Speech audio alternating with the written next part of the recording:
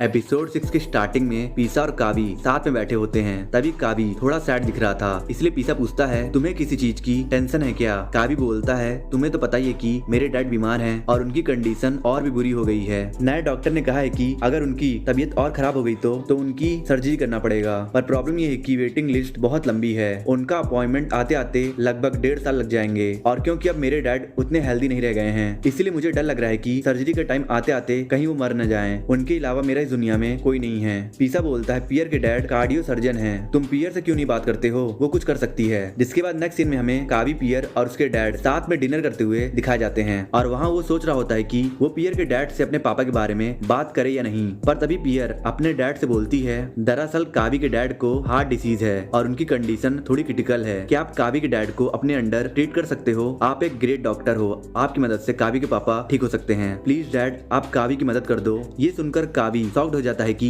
पियर को इस बात का पता कैसे चल गया, इसलिए वो पियर और उसके पापा से बहाना बनाकर बाहर आता है और पीसा को फोन लगाकर पूछता है तुम कहाँ हो? पीसा बोलता है मैं मैक्स के कैफे में हूँ। तभी पियर वहाँ आ जाती है और कावी को गुस्से में देखकर पूछती है तुम ठीक हो ना? कावी बोलता है मुझे कुछ अर्जेंट काम आ गया है, मुझे जाना होगा। ये बोलकर वो वहाँ से चला जाता है और मैक्स के कैफे में जाकर पीसा को अकेले में ले जाकर बोलता है तुमने पियर को मेरे डैड के बारे में क्यों बताया? पीसा बोलता है मैं बस तुम्हारी मदद करना चाहता था, क्योंकि मुझे पता था कि तुम मुझसे बात करने में बहुत वक्त लगाओगे और तब तक बहुत देर हो जाएगी। कावी बोलता है पर मैं खुद पियर से अपने डैड के बारे में बताना चाहता था। तभी मैक्स रूम के बाहर से बोलता है तुम लोग अकेले बात कर क्यों रहे हो जब तुम लोगों को इतना चिल्लाकर बात करनी है? वैसे भी मुझे सब सुनाई दे रहा है। जिसके बाद हमें कावी मैक्स के साथ अकेले दिखाया जाता है। तभी मैक्स बोलता है क्या वो पीसा था? कावी बोलता है हाँ, और नहीं तो क्या, वो पीसा ही था जिसने पियर को बताया। मैक्स बोलता है मैं उसके बारे में बात नहीं कर रहा हूँ, मैं पूछ रहा हूँ क्या वो पीसा था जो तुम्हें पसंद करता है? कावी कुछ नहीं बोलता है पर उसकी खामोशी से मैक्स को जवाब मिल जाता है। तभी मैक्स बोलता है वैसे तुम्हें उन लोगों से प्रॉब्लम क्या है जो लोग तुम्हारी मदद करना चाहते हैं? मुझे तो पीसा के बारे में बुरा लग रहा है, बेचारे ने तुम्हारा अच्छा सोचकर ये सब किया था पर तुम अपने ईगो की वजह से उस पर ही चिल्लाने लगे। आखिर में तुम्हारी प्रॉब्लम क्या है? कावी बोलता है मुझे समझ नहीं आता है कि वो मेरे साथ कब तक ऐसे अच्छा व्यवहार करेगा, जबकि उसे पता है कि मेरे और उसके बीच कुछ नहीं हो सकता है। अगर वो ऐसे ही बिहेव करता रहा तो मुझे समझ नहीं आ रहा है कि इन सब का एंड कैसे होगा। मैक्स बोलता है वैसे तुम एग्जैक्टली कैसा फील करते हो पीसा के बारे में? ये सुनकर कावी सोच में पड़ जाता है और उसके चेहरे को देखकर मैक्स बोलता है तुम्हारे दिल में जरूर पीसा के लिए कुछ है जो तुम्हारे चेहरे पर अपने आप उभर कर चला आया। ये सुनकर कावी और भी ज्यादा गुस्सा हो जाता है। जिसके बाद नेक्स्ट सीन में कावी बस में बैठा होता है और पिछली कुछ बातें सोच रहा होता है। तभी हमें पास्ट का एक सीन दिखाया जाता है। जिसके बाद कावी अपने पापा और उनके कुछ फ्रेंड्स के साथ बैठा होता है, जहाँ उसके पापा के फ्रेंड्स कावी से पूछते हैं तुमने कौन सा फैकल्टी चुना है? कावी बोलता है ह्यूमैनिटीज। वो अंकल बोलते हैं तुमने ह्यूमैनिटीज क्यों लिया? तुम ग्रेजुएशन के बाद पैसे कैसे कमाओगे? तुम्हें कुछ और चुनना चाहिए था जिसमें ज्यादा स्कोप हो। अगर तुम ऐसा करते हो तो तुम्हारे पापा का बर्डन भी कम हो जाएगा। क्या तुम बस अपने बारे में सोचते हो? तुम्हें अपने पापा के बारे में भी सोचना चाहिए कि वो तुम्हें कितने मेहनत से पढ़ा रहे हैं। कम से कम उन्हें भी तो तुम्हारे एजुकेशन से कुछ फायदा होना चाहिए। जिसके बाद कावी पास्ट में ही अपने पापा के साथ अपने रूम में दिखाया जाता है। तभी उसके पापा उसे पॉकेट मनी देते हैं। तभी कावी उन्हें बहुत ही रूडली वे में मना करके बोलता है आप अपने पैसे रख लीजिए, अब से मैं खुद पैसे कमाऊंगा, आपको मेरे लिए और मुसीबत उठाने की जरूरत नहीं है। उसके पापा बोलते हैं क्या बोल रहे हो तुम, एक बाप का ये फर्ज होता है। कावी बोलता है अब से मैं और बोझ नहीं बनूंगा। और ये सब पास्ट में होने के बाद कावी प्रेजेंट में इन सब बातों को सोचकर रोने लगता है और अपने पापा को फोन मिलाकर बोलता है मुझे माफ कर दीजिए, मैं बहुत ही बुरा इंसान हूँ। जिसके बाद हमें कावी और पीसा साथ में दिखाए जाते हैं। तभी पीसा बोलता है अगर तुम मुझ पे चिल्लाना चाहते हो तो चिल्ला लो, मैं तुम्हें सॉरी नहीं बोलने वाला हूँ, मैंने वही किया जो मुझे लगा कि मुझे करना चाहिए था। कावी बोलता है मुझे माफ कर दो और मैं तुम्हें शुक्रिया बोलता हूँ, जो कुछ भी तुमने किया वो मेरे लिए बहुत मायने रखता है। मैं बस खुद से गुस्सा था कि मैं ऐसा क्यों हूँ, मुझे हर बार किसी और पे डिपेंड रहना पड़ता है, कोई आएगा और मेरी मदद करेगा। देखो ये बात मेरे डैड की जिंदगी और मौत का था, पर फिर भी मैं पियर से कुछ नहीं बोल पा रहा था और इसलिए मुझे गुस्सा आ रहा था कि पिछले कुछ समय में तुमने मेरी बहुत मदद की है और मुझे समझ नहीं आ रहा है कि मैं इन सबका कर्ज कैसे चुकाऊं। पीसा बोलता है क्या तुम मेरे बारे में ऐसा सोचते हो? मुझे तुमसे कुछ भी नहीं चाहिए, मैंने तुम्हारी मदद कुछ पाने के लिए नहीं किया था। तभी अचानक से कावी पीसा से बोलता है मुझे तुमसे कुछ कहना है, पर वो कुछ कह पाता उससे पहले ही वो नशे की वजह से बेहोश हो जाता है। इसलिए पीसा उसे अपने घर ले जाता है और उसे बेड पर लेटा देता है और उसके शूज और कपड़े उतारकर उसे नाइट ड्रेस पहना देता है। तभी कावी हल्के से नशे में बोलता है आखिर क्यों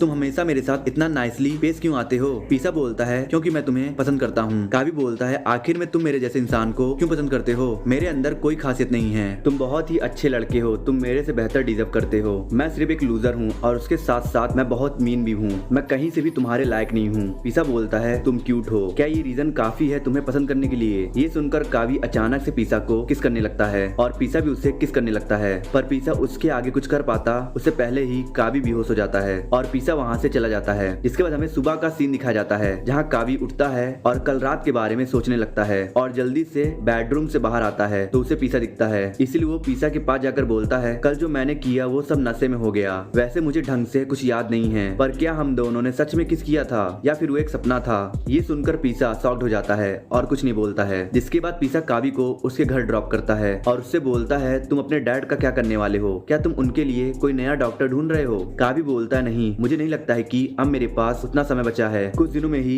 मेरे पापा की तबीयत और खराब हो जाएगी। पीसा बोलता है अगर तुम्हें किसी भी चीज की जरूरत हो तो मुझसे मदद लेने में हिचकिचाना नहीं। कावी बोलता है मुझे कल रात के बारे में बात करनी है, जो भी हुआ। पीसा उसे आधे में रोक के बोलता है ये सब भूल जाओ और अभी अपने डैड का ख्याल रखो। ये बोलकर वो वहाँ से चला जाता है और पीसा की बात सुनकर कावी दोबारा से पियर के डैड से बात करने चला जाता है और पियर के डैड से बोलता है हेलो सर, मुझे माफ कर दीजिए कि कल रात में डिनर आधे में छोड़कर चला गया था, जो भी मैंने किया वो बहुत गलत था। पियर के डैड बोलते हैं कोई बात नहीं बेटा। कावी बोलता है दरअसल सर मुझे आपकी मदद की बहुत जरूरत है, मेरा इस दुनिया में मेरे डैड के अलावा कोई नहीं है, मैं उनको खोना नहीं चाहता हूँ। मैं आपसे वादा करता हूँ कि मैं कैसे भी करके आपके पैसे चुका दूंगा, मैं अपने डैड को ऐसे मरते हुए नहीं देख सकता हूँ, प्लीज सर मेरे डैड को आप अपना पेशेंट बना लीजिए। जिसके बाद नेक्स्ट सीन में हमें कावी पियर के साथ दिखाया जाता है। तभी कावी बोलता है कल रात के लिए मुझे माफ कर दो, मैं तुम्हें गुस्सा नहीं करना चाहता था। पियर बोलती है मैं तुमसे उस बात के लिए गुस्सा नहीं थी, मैं तो अपसेट थी क्योंकि तुम अपने डैड को लेकर इतना टेंशन में थे और तुमने मुझसे बताया नहीं, पर बाद में मुझे रियलाइज हुआ कि शायद तुम्हारे लिए उस बारे में बात करना इतना आसान नहीं होगा,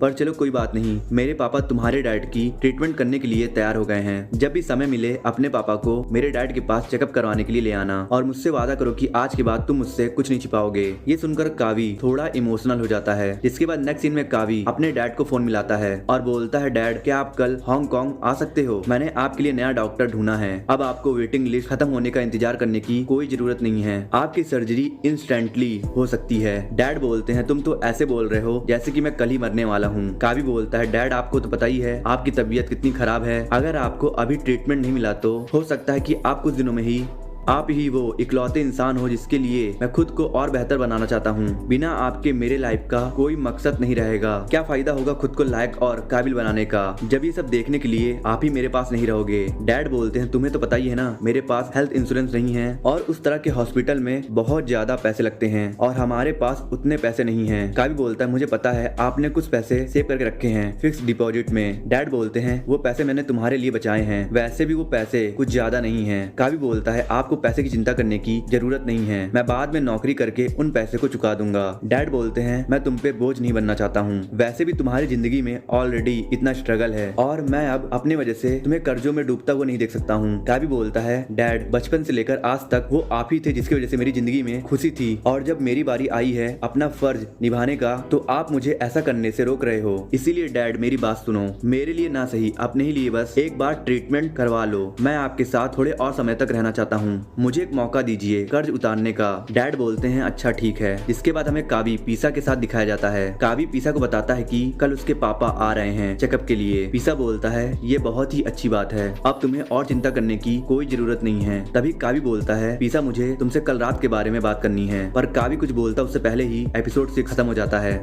आई होप सो फ्रेंड आप लोगों को मेरा एक्सप्लेनेशन अच्छा लगा होगा। अच्छा लगा तो लाइक कर दो यार, कमेंट कर दो और कुछ लोगों को शेयर कर दो और वीडियो पे नए हो तो प्लीज़ यार चैनल को सब्सक्राइब करके बेल आइकन प्रेस कर दो और मैं मिलता हूँ आप लोगों से नेक्स्ट वीडियो में।